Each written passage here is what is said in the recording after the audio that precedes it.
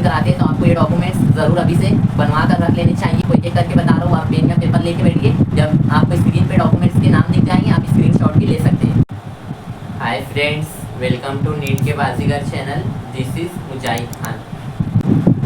पिछली वीडियो में हमने ये समझा था कि काउंसलिंग क्या होती है। आज की वीडियो में हम ये जानेंगे कि काउंसलिंग के लिए इम्पोर्टेंट डॉक्यूमेंट्स कौन से हैं जो आपको ज़रूरी है, लाजमी है। अगर आपको काउंसलिंग कराना है, आप नीट एग्ज़ाम दे चुके हो और आपको काउंसलिंग कराना है, गवर्नमेंट कॉलेज में एडमिशन लेना है और अगर आप काउंसलिंग कराते हैं तो आपको ये डॉक्यूमेंट्स ज़रूर अभी से बनवा कर रख लेने चाहिए। आपके पास बहुत सारे डॉक्यूमेंट्स ऐसे होंगे जो कि हमारे पास पहले से बने हुए होते हैं, जैसे कि आधार कार्ड वगैरह, तो आपको पहले से सब इकट्ठा करके रख लेना चाहिए। काउंसलिंग में आपको ये इंपॉर्टेंट डॉक्यूमेंट लगेंगे। आज की वीडियो में हम यही बात करेंगे। अगर आपको नहीं पता है कि काउंसलिंग क्या होती है, काउंसलिंग की फ़ीस क्या होती है, काउंसलिंग कैसे कराई जाती है, तो आप इस वीडियो में देख सकते हैं। इस वीडियो में हमने अच्छी से बताया है कि काउंसलिंग क्या होती है, डिटेल में बताया है, तो आप इस वीडियो को देख सकते हैं। आपको चैनल पर ये वीडियो भी मिल जाएंगी या डिस्क्रिप्शन में आपको इसका लिंक मिल जाएगा। तो आइए आज की वीडियो शुरू करते हैं। आज की वीडियो में हम इस पर बात करेंगे कि काउंसलिंग में कौन कौन से इंपॉर्टेंट डॉक्यूमेंट्स हैं जो आपको अभी से बनवा कर रख लेना चाहिए और कौन कौन से डॉक्यूमेंट्स हैं जो काउंसलिंग के लिए हमें लगते हैं। तो मैं आपको एक एक करके डॉक्यूमेंट्स बताऊंगा। आप चाहे तो स्क्रीनशॉट ले लीजिए वीडियो का,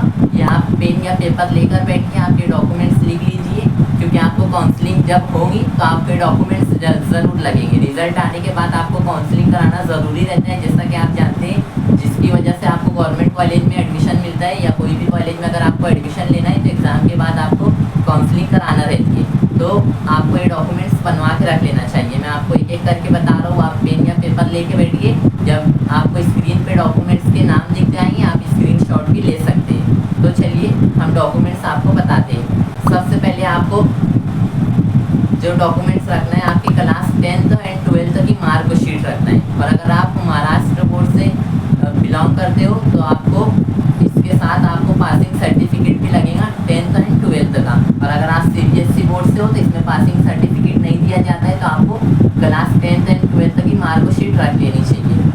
नंबर 1 क्लास 10th की मार्कशीट, नंबर 2 12th की मार्कशीट आपको रखनी चाहिए। उसके बाद जो तीसरा हमारा डॉक्यूमेंट्स है वो है नीट का एडमिट कार्ड। जो नीट का एडमिट कार्ड होता है उसका भी आपको एक प्रिंट निकाल के रख लेनी चाहिए, ये भी आपको काउंसलिंग में लगेगा। चौथा डॉक्यूमेंट्स है नीट का फॉर्म। जब आपने नीट फॉर्म भरा होगा तो आपको एक एप्लीकेशन दिया गया होगा, एक कॉपी दी गई होगी नीट फॉर्म भरते वक्त, तो वो कॉपी भी आपको संभाल के रखनी है, वो भी आपकी काउंसलिंग में लगेंगी। उसके बाद होता है जो नीट का रिजल्ट होता है, नीट का स्कोर कार्ड जिसे हम कहते हैं, जो कि आपको मिल ही गया होगा। स्कोर कार्ड या रिजल्ट आने के बाद जो मिलता है तो वो स्कोर कार्ड भी आपको लगेगा, जो कि आपको काउंसलिंग में लगेगा। ये भी एक ज़रूरी डॉक्यूमेंट्स है। उसके बाद अगर हम बात कर लें डॉक्यूमेंट्स नंबर 5 की, तो नीट अलॉटमेंट लेटर होता है, जो कि हम जब काउंसलिंग कराते हैं तो उसमें अलॉटमेंट लेटर जो होता है कॉलेज का, तो वो भी हमें लगता है काउंसलिंग के लिए। जब आप कॉलेज में जाएंगे तो आपको अलॉटमेंट लेटर देना रहता है, तो ये तो काउंसलिंग के दौरान आपको मिल जाता है। अगर हम अगले डॉक्यूमेंट्स की बात करें तो वो होता है कैटेगरी सर्टिफिकेट। अब ये सब स्टूडेंट के लिए ज़रूरी नहीं है, जो जनरल से बिलोंग करते हैं उनके लिए ये कैटेगरी सर्टिफिकेट नहीं होता है। अगर आप OBC में आते हो या SC ST में आते हो तो आपको कैटेगरी सर्टिफिकेट बना के रख लेना चाहिए। इससे आपको फीस वगैरह में भी बहुत सहूलत होती है और आपको जनरल से अलग कोटे में आता है, OBC EWS या SC ST वगैरह। तो अगर आपके पास ये डॉक्यूमेंट्स है या आप इस कैटेगरी में आते हो तो आपको ये डॉक्यूमेंट्स भी इकट्ठा करके रख लेना चाहिए। और अगर आप जनरल में आते हो तो कोई बात नहीं, आपके पास ये डॉक्यूमेंट्स नहीं भी रहा तब भी आप काउंसलिंग करवा सकते हो, बट आप जनरल कैटेगरी में आओगे। तो अगला डॉक्यूमेंट्स आपकी जो पासपोर्ट साइज़ फ़ोटो है वो 8 कॉपी होना चाहिए आपके पास, 8 copy of passport size photo होना चाहिए आपके पास। अगला डॉक्यूमेंट्स जो है हमारा प्रूफ आइडेंटिटी, मतलब आपको आधार कार्ड, पैन कार्ड वगैरह कुछ होना चाहिए जो कि आपकी आइडेंटिटी का प्रूफ हो। तो आप आधार कार्ड यूज़ कर सकते हो। ज़्यादातर स्टूडेंट्स जो इंडिया से होते हैं वो आधार कार्ड यूज़ करते हैं। आप अगर नीट एग्ज़ाम दिए तो आप आधार कार्ड या पैन कार्ड जो भी है यूज़ कर सकते हो। उसके बाद अगला डॉक्यूमेंट्स है हेल्थ सर्टिफिकेट। ये भी आपको बनवा के रख लेना है, हेल्थ सर्टिफिकेट बन जाता है। अगला डॉक्यूमेंट्स है इनकम सर्टिफिकेट। और अगर आप अगला डॉक्यूमेंट्स है अगर आप गैप लिए हो, यानी कि आपने नीट एग्ज़ाम दिया है फिर 1 साल का गैप लिया है आपने, तो आपके पास गैप सर्टिफिकेट भी होना चाहिए। या आपने 12th पास करने के